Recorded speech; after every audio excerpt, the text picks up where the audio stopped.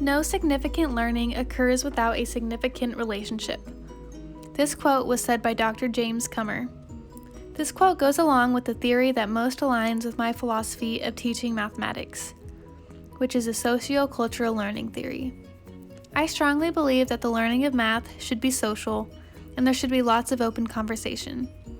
Teaching math is all about asking students how they see the problem and allowing them to share their ideas with one another. The sociocultural learning theory includes the zone of proximal development. The ZPD is based on what my students can do easily by themselves and what is going to be too challenging. A good teacher finds the middle of that ZPD to maximize student learning. Growth mindset has greatly influenced my philosophy of teaching mathematics. I believe that it is important for me to instill a growth mindset in my students so it can be carried out through all other aspects of life. One way that I was able to implement a growth mindset in my small group was through my formative assessment. I used a checklist for my formative assessment, and to make it go along with the growth mindset, I did not put an X if a student had not achieved that component yet. I simply left the box blank so that the students still had the opportunity to achieve that component. An effective teacher knows when students need to take a step back and relearn something instead of pushing through and leaving some of the foundational ideas out.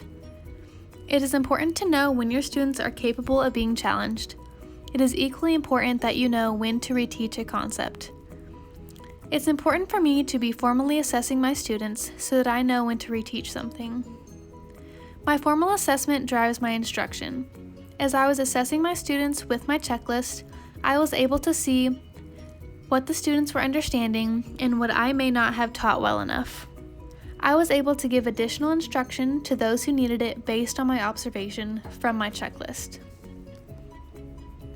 Teaching math as a visual process can help progress students toward the end goal of conceptual understanding, instead of just focusing on the abstract.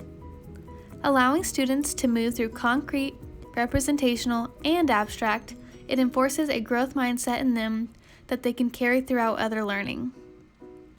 For my small group, I prepared a visual aid for teaching multiplication using distributive property.